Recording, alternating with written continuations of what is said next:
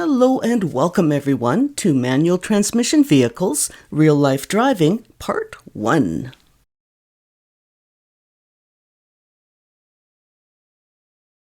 Now, the last time I saw you, we were talking about shifting. So let's just go ahead and continue that conversation, because the next thing to figure out with shifting is when to shift, and there's a few different ways to do that. So one of the easiest ways is to shift up at certain speeds. So if you deal in kilometers per hour, the shift pattern goes up every 20 kilometers per hour. So you're starting from a stop position, and then once you reach 20 kilometers per hour, you'll shift into second gear. At 40, you're going into third, 60 is fourth, and 80 and above is fifth gear. Now, when it comes time to downshift, it's the opposite. So let's say you're driving at 100 kilometers per hour. Once you've slowed to 80, you can downshift into fourth gear, 60 is third, 40 is second, and 20 is first gear. And from there, you'll slowly crawl to a stop. And now, these are the speeds if you're dealing with miles per hour. So you're upshifting at 15, 25, 35, and then 50 or over is fifth gear. And just as before, you'll downshift in the reverse.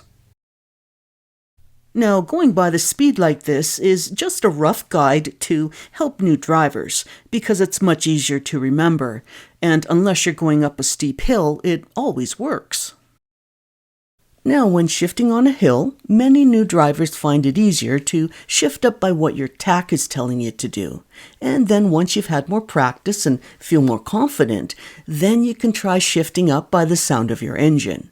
So you'd be listening for a slightly aggressive roar. And when it comes time to shift, you want to be quick because you don't want to lose too much speed and momentum. But we all make mistakes here and there, so if it does happen, it's not a big deal unless you make it one. So if you take too long to shift or lose your momentum, well then just shift back down one gear and see if that's enough, and if it's not, then go down one more. And if you're really struggling, well then just pull off to the side of the street and regroup.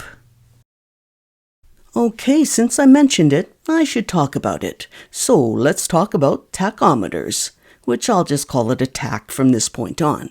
Now, as some drivers get more confident, they choose to switch over to using the tach that's usually located beside the speedometer in the vehicle to decide when to shift.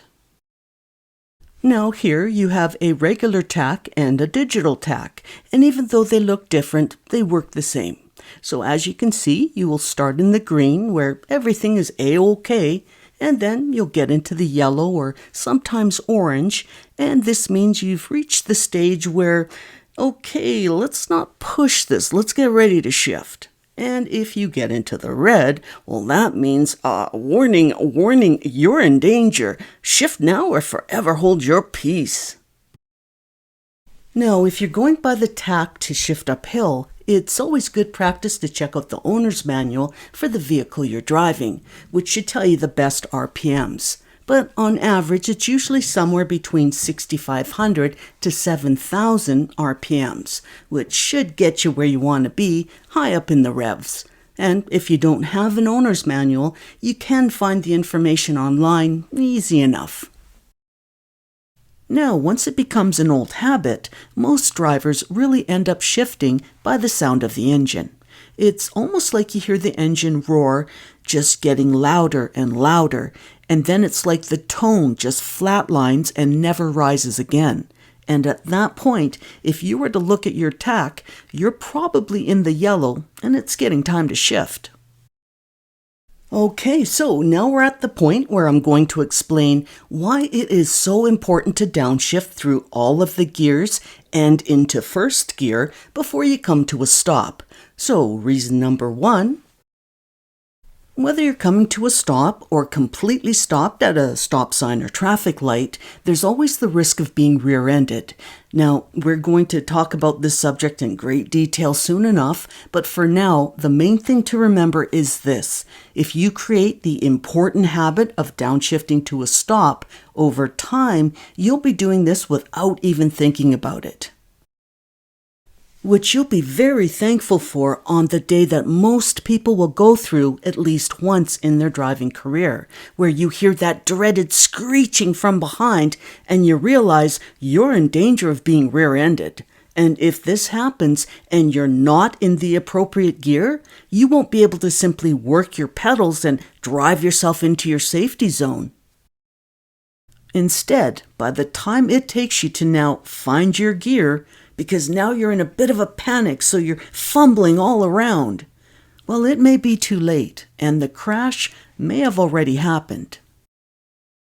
And soon enough, you're going to be driving on large streets with traffic lights, so as you approach red lights and you begin braking to prepare to stop, if you downshift at each appropriate speed, and then the light happens to change back to green before you actually stop, you're going to be in the proper gear that matches your speed.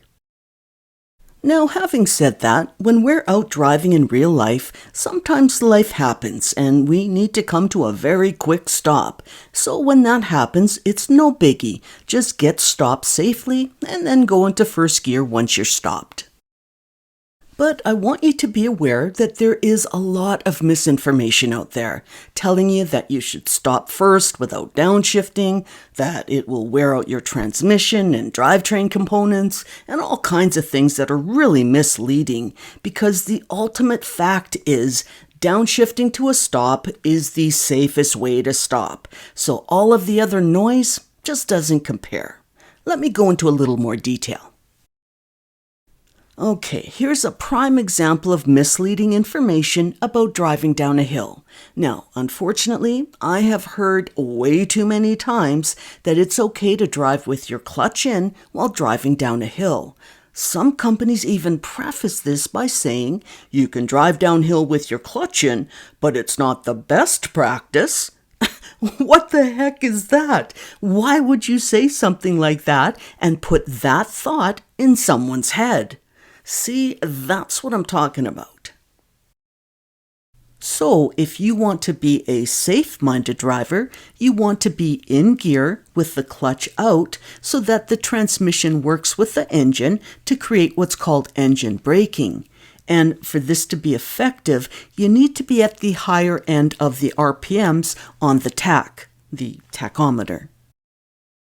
So let's say you're driving at 50 kilometers per hour and you're about to go downhill.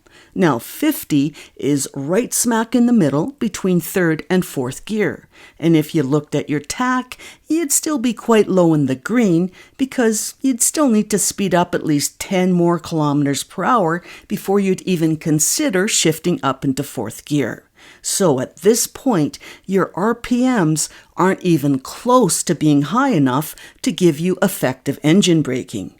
But if you were to downshift into second gear, now we're talking. Now, when you go to downshift, expect your engine to make quite a bit of noise, so don't be alarmed. I mean, you'd have to be going like 80 kilometers per hour and then downshift into second to make your vehicle really unhappy. And even then, you're probably not going to damage your vehicle if you quickly push your clutch back in and get into the proper gear. 'Cause things like this happen. Honestly, even myself with all my driving knowledge and skills have done this more times than I should probably admit to. But just to be safe, check your tach. And if you see that you're nearing the red zone, that's should be fine for the short amount of time you're driving down the hill. But if your tach is way into the red zone, well, shift back into third. But honestly, I can't see that ever happening. I mean, there's a lot of cars that I haven't driven, so who knows, but trust your tach. It won't steer you wrong. Now, the next thing on the list is if you're coasting downhill in neutral with no engine braking to help control your speed, that means it's all up to your brakes to do a heck of a big job. Now, the longer you use your brakes down the hill, the hotter they're going to get. And the danger is your brake fluid can begin to boil, reducing your braking power and possibly causing your brakes to fail completely. So honestly, you really want all the braking help you can get. And the last thing on the list is if you are in neutral or coasting with your clutch in, that affects your steering. So if you have a curve involved with that hill, you could easily find yourself in trouble. Okay, now let's bring some law into this. So where I live, Division 6, Section 197 of the BC Motor Vehicle Act states, when traveling down grade, which is downhill in normal people speak, a driver must not coast with the gears of the vehicle in neutral or the clutch disengaged, which is clutch in. And at this particular moment, it brings with it a fine of $121 and 2 demerit points on your driver's license. And if you're interested in what's happening in your own area, just search the internet. And FYI, for those of you still needing to do a road test, coasting downhill is a fast way to fail your test. Okay, that's it. I promise no more downhill talk. So let's move on to going uphill. And now that I've hopefully left you with a little chuckle, let's call it quits for now, and we'll talk about hill starts and a bunch of other stuff over at the next and final manual transmission video, Real Life Driving Part 2. So I will say goodbye for now, and like always, take care out there. And go ahead and press any of these buttons you'd like to.